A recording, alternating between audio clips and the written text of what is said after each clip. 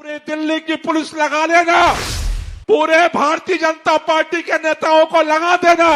अगर दिल्ली की झुग्गियों को तोड़ोगे, प्रधानमंत्री के घर में घुस करके हम कब्जा करेंगे, इसका इंतजार रखना।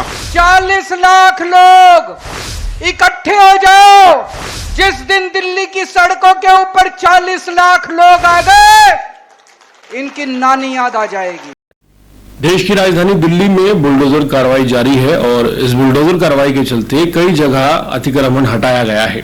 लेकिन अब यह सियासी होती जा रही है, राजनीतिक होती जा रही है।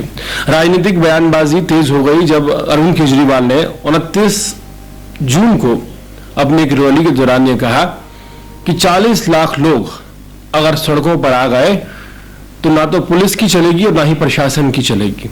और एक होने का आह्वान करते हुए अरविंद केजरीवाल, जो कि आम आदमी पार्टी के राष्ट्रीय संयोजक है, वही आम आदमी पार्टी जिसने पिछले 10 से 11 साल राजधानी दिल्ली की जो सियासत है उसको गर्म रखा और दिल्ली पर राज किया, लेकिन कुछ भी नहीं बदला। अगर बात की जाए झुग्गी झोपड़ियों की, तो झुग्गी झोपड़ी में रहने वाले लोग छोटे छोटे प्रलोभन पाकर खुश होते रहे, लेकिन उनकी जो बुनियादी जरूरत थी, जो घर उन्हें चाहिए था, वो दिल्ली सरकार क्यों नहीं दे पाई, इस पर अरविंद केजरीवाल कुछ भी कहते हुए नजर नहीं आ रहे।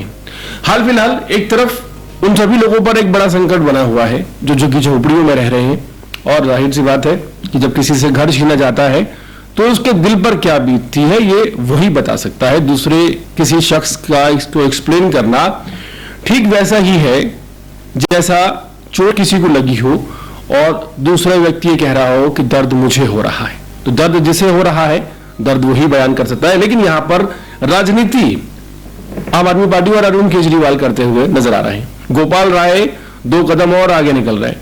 उन्होंने, जो आम आदमी पार्टी के नेता हैं और सीनियर लीडर्स में काउंट होते हैं, उन्होंने ये तक कह दिया कि वो वक्त भी आएगा कि ये जो जनता है झुग्गी झोपड़ी में रहने वाली, ये प्रधानमंत्री के घर में घुसकर कब्जा करेगी। अब आप सोचिए कि एक तरफ तकरीबन 10 और 11 सालों में आम आदमी पार्टी अच्छे खासे बहुमत में दिल्ली में होने के बावजूद इन लोगों को परमानेंट रेजिडेंस नहीं दे पाई, इनकी एक टेम्परेरी सी प्रॉब्लम का परमानेंट सोल्यूशन नहीं निकाल पाई। वहीं दूसरी तरफ जब कोई और मुद्दा आम आदमी पार्टी को नहीं मिल रहा है तो आम आदमी पार्टी भोली भाली जनता को उकसाती हुई नजर आ रही है। हालांकि बीजेपी भी कम नहीं है। बीजेपी ये बार बार कह रही है कि जो घर तोड़े जा रहे हैं वो रोहिंग्या और बांग्लादेशियों के तोड़े जा रहे हैं, जो कि पूरी तरह से सच साबित नहीं हो सकता। वहीं दूसरी तरफ अगर बात की जाए आम आदमी पार्टी के नेताओं की, तो जिस तरह का गोपाल राय का बयान सामने आया और प्रधानमंत्री आवास में घुसने की वो एक तरह से आप कह सकते हैं कि आह्वान कर रहे हैं और बयान देते हुए नजर आ रहे हैं, इस बात से साफ जाहिर होता है कि जिस तरह से माइनॉरिटीज बांग्लादेश में हाल ही में प्रधानमंत्री के आवास में घुस गई थी, शेख हसीना को भारत में शरण लेनी पड़ी और प्रधानमंत्री आवास में घुसकर सारा सामान लूट लिया गया और तख्ता पलट कर दिया गया। क्या आम आदमी पार्टी इस तरह की घटना को भविष्य में देखने की कल्पना कर रही है? सबसे बड़ी बात यह है कि जो झुग्गियां हैं वो किसी भी पार्टी के आधिकारिक, आप कह सकते हैं, इंटरफेरेंस से नहीं हटाई जा सकती। इसमें कोर्ट का ऑर्डर आएगा तो ही झुग्गियां हटाई जाएंगी। जो पार्टी ये दावा करती है कि वो मसीहा है झुग्गी झोपड़ी में रहने वाले लोगों की, वो पार्टी अगर कुछ कर सकती है तो सिर्फ इतना कर सकती है कि परमानेंट रेजिडेंस बनाकर इन लोगों को प्रोवाइड किया जा सकता है। क्योंकि जमीनी हकीकत यही है, कड़वा सच यही है कि आज नहीं तो कल अगर इलीगल कंस्ट्रक्शन है तो वो तोड़ी ही जाएगी, उसे कोई नहीं रोक सकता।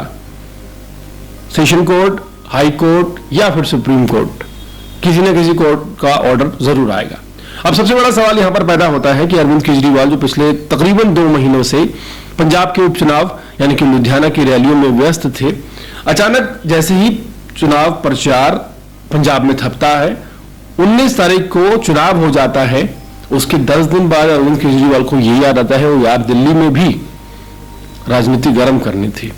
और अचानक से अरविंद केजरीवाल 29 तारीख को दिल्ली में एक महारैली का आयोजन करते हैं, जिस रैली में उन सभी लोगों को बुलाया जाता है जिनसे झोपड़ियों को छीन लिया गया है, झुग्गियां जिनकी डिमोलिश कर दी गई हैं। जाहिर सी बात है कि जब झुग्गी किसी की तोड़ी जाएगी तो बढ़ चढ़कर उस तरह के लोग इन रैलियों में भाग भी लेंगे और उनकी दिलचस्पी भी ऐसे समय में बढ़ जाएगी। लेकिन सवाल यह है कि क्या वो झुग्गियों में रहने वाले लोग, क्या ऐसा रीजन है कि इन पार्टियों से सवाल नहीं करते कि एक मौका 10 या 11 साल का मिला था आम आदमी पार्टी को, और ऐसा हम इसलिए कह रहे हैं, अगर आम आदमी पार्टी दावा करती है कि झुग्गी झोपड़ी में रहने वाले लोग उनका बेस वोटर हैं, तो सबसे पहले कायदे से आम आदमी पार्टी को शराब नीति को छोड़कर इन झुग्गी झोपड़ी वालों के बारे में सोचने की जरूरत थी। इनके लिए एक परमानेंट आवास की इंतजाम करने की जरूरत थी, ताकि अगर सत्ता बदलती भी है या कोई और प्रॉब्लम आती भी है तो ये भी एक इंसान का जो दर्जा होता है रहने का और खाने का और सर पर छत होने का, उसे ना खोए। इस दर्जे को भुलाकर, इस पूरे मैटर को भुलाकर आम आदमी पार्टी ने जो राजनीति की, वो राजनीति आप सभी के सामने है। और हाल फिलहाल अरविंद केजरीवाल ये कसम खिलाते हुए नजर आ रहे हैं कि मैं बीजेपी और कांग्रेस को वोट नहीं दूंगा, आम आदमी पार्टी को दूंगा। इस बात की भी कसम खिला लेनी चाहिए उन्हें, क्योंकि अगर बीजेपी कांग्रेस ना हुई तो और भी पार्टियां देश में हैं, अकाली दल भी है, समाजवादी पार्टी भी है, ओवैसी की पार्टी भी है और बहुत सारी पार्टियां हैं। ऐसे में अरविंद केजरीवाल बार बार ये क्यों कह रहे हैं कि बीजेपी और कांग्रेस को वोट जनता ना दे, इस तरह की कसम क्यों खिला रहे हैं? इसके पीछे की एक मुख्य वजह यह है कि इस बार जो गणित आम आदमी पार्टी का बिगड़ा है दिल्ली के चुनावों में, उसके पीछे की जो मुख्य वजह है वो यही है कि अगर बीजेपी अकेली चुनाव लड़ती, अगर कांग्रेस बीजेपी का खेल ना बिगाड़ती, तो शायद बात कुछ और होती। तो यहां पर अरविंद केजरीवाल को सिर्फ चिंता सता रही है अपने वोट बैंक की। बीजेपी अपने काम को दिखाने में लगी है, बीजेपी फिलहाल अपनी राजनीति चमकाने में लगी है। अरविंद केजरीवाल को एक बहुत बड़ा मौका मिल गया है, एक साथ 40 लाख लोगों को उकसाने का ये सुअवसर जो अरविंद केजरीवाल को मिला है, वो इसको किस तरह से इस्तेमाल करते हैं ये तो आने वाला वक्त ही बताएगा। लेकिन हाल फिलहाल जिस तरह की बयानबाजी आम आदमी पार्टी के सीनियर लीडर्स गोपाल राय, अरविंद केजरीवाल और बाकी लोग कर रहे हैं, इसको लेकर आपकी राय क्या है? किस तरह से आप इस पूरे सिनेरियो को समझते हैं? जो डिमोलिशन हो रही है, जिस तरह से झुग्गियों पर कार्रवाई बुलडोजर की जा रही है, और क्या समाधान उन गरीब लोगों के लिए हो सकता था या हो सकता है? कमेंट सेक्शन में जरूर बताएं और इसी तरह के अपडेट छोड़े रहने के लिए देखते रहिए अर्पण न्यूज़। बहुत बहुत शुक्रिया।